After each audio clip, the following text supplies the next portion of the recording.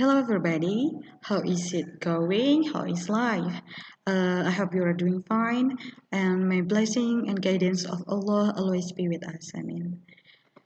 Well, through this video, I would like to tell you to explain you about our fifth chapter that is about announcement. Ya, pada video ini saya ingin menjelaskan kepada kalian mengenai bab 5 kita semester Gasal pelajaran bahasa Inggris yaitu announcement. Apa sih itu announcement? Well, for that, KD 3.5 ini, titik 5, membedakan fungsi sosial, struktur teks, dan unsur kebahasaan beberapa teks, khusus dalam membentuk pemberitahuan announcement, dengan memberi dan meminta informasi terkait kegiatan sekolah sesuai dengan konteks penggunaannya. Ya, sedangkan KI 45 kita, teks memberi pemberitahuan atau announcement, yaitu kalian menangkap makna secara kontekstual terkait fungsi sosial, struktur teks, dan unsur kebahasaan teks khusus dalam bentuk pemberitahuan atau announcement. Yang 4.45.2 menyusun teks khusus dalam bentuk pemberitahuan atau announcement, lisan dan tulis, pendek dan sederhana, dengan memperhatikan fungsi sosial, struktur teks, dan unsur kebahasaan secara benar dan sesuai konteks. Yang Nisafti highlight adalah fungsi sosial, struktur teks, dan unsur kebahasaan teks announcement-nya terkait kegiatan sekolah. Oke, tujuan pembelajarannya apa sih? Setelah pembelajaran atau setelah video ini, saya harapkan kalian dapat mengidentifikasi fungsi sosial, struktur teks, dan unsur kebahasaan pada teks announcement. Yang kedua yaitu kalian dapat membedakan fungsi sosial, struktur teks, dan unsur kebahasaan pada teks dari berbagai teks announcement dengan benar. Yang selanjutnya kalian dapat menemukan informasi rinci secara kontekstual dari sebuah teks announcement dengan benar, dan yang terakhir kalian dapat menyusun teks announcement dengan benar sesuai dengan fungsi sosial, struktur, dan kaidah kebahasaannya. Oke, listen to the school's announcement. Apa sih itu announcement? Oke, here it is. Attention please, to all students of Mantu Semarang, our school will have a dancing competition that will be held on 14th of March 2020. Registration will be held on 10 to 12 at OSIS room. Free registrations and full of prize. For more information, contact our OSIS chairperson. Thank you. Nah, kira-kira ini itu teks apa sih? Yap, betul sekali. Pemberitahuan atau pengumuman ya. Lebih tepatnya pengumuman. Jadi announcement adalah pengumuman. Kalau mengumumkan, apa bahasa Inggrisnya? Announce, betul sekali. Announce, mengumumkan. Kalau pengumuman, announcement. Very good. Sekarang, ada 3 aspek yang Safety highlight atau tekankan pada video ini, yaitu fungsi sosial, struktur, dan unsur kebahasaan atau language feature. Sekarang, mari kita analisis bersama ketiga ini pada teks announcement tersebut. Sekarang, Miss, bagaimana sih cara mencari fungsi sosial atau social function jika kita pada sebuah teks? Oke, kita menemukan sebuah kasus di sini adalah announcement teks ini. Lah, fungsi sosialnya apa? Social functionnya apa? Kata kuncinya harus menjawab pertanyaan what. Harus terjawab ya. What is the purpose? Apa sih tujuannya? Nah, tujuan teks ini apa sih? Kira-kira apa ya? Kalau kalian membaca teks ini, apa yang kalian dapatkan? Informasi, betul sekali. Jadi teks ini memiliki fungsi sosial atau memiliki tujuan to inform about something. To give information about something. To give, memberi information, memberi informasi about something. Nah sekarang kalau pada teks ini, to inform about dancing competitions. Karena apa? Pengumuman ini memberitahukan kepada seluruh warga atau seluruh siswa Mandua Semarang tentang adanya lomba menari atau dancing competitions. Jadi, fungsi sosialnya adalah to inform about a dancing competition at Mantu Semarang. Oke, next. Sekarang adalah strukturnya. Strukturnya apa sih, Miss? Menjawab, ini ada title. Title ini harus menarik ya.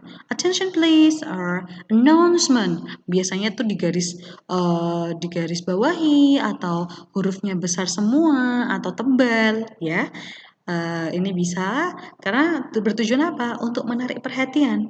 Ya, jika tertulis misalnya dipasang di papan pengumuman atau mading, attentions atau mohon perhatian, itu kan, apaan sih ini sepertinya penting nih, itu menarik para membaca. Oke, setelah itu orang tertarik untuk membacanya. So this is the title, attention please atau mohon perhatian atau perhatian. Selanjutnya, to all students of Mantu Semarang, apa sih ini? Tujuan ya, ini adalah who. Dia harus menjawab who. Who is the target? Jadi targetnya siapa? Ini ditujukan untuk siapa? Oh, to all students of Mantu Semarang. Dia harus terjawab. Jadi jangan sampai pengumuman kita nggak tahu ini pengumuman untuk siapa. Oh bisa jadi, kita ini tahu nih ini untuk siswa tapi nggak ditulis siswa. Oh berarti secara implisit. Tapi pada teks ini, pada teks ini si pembuat teks dia secara gamblang mencantumkan untuk siapa teks ini dibuat atau pengumuman ini dibuat. Selanjutnya, nah ini. Our school will have a dancing competition that will be held ya. Sekolah kita akan mengadakan kompetisi menari yang akan diadakan pada tanggal 14 Maret 2020.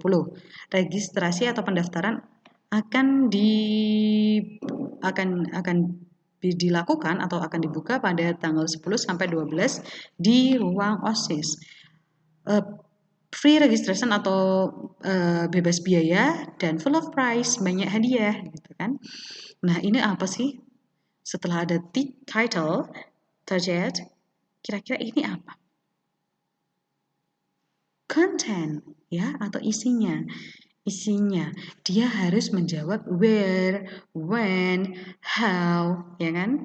Di mana, where, ada di OSIS room, when, ada tanggal-tanggalnya atau jamnya, how, atau mungkin prosedurnya, bagaimana cara melakukannya, bagaimana cara mendaftarnya, ya.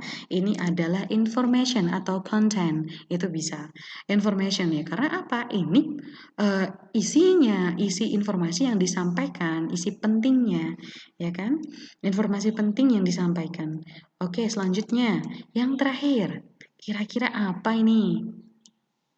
Announcer. Apa itu announcer?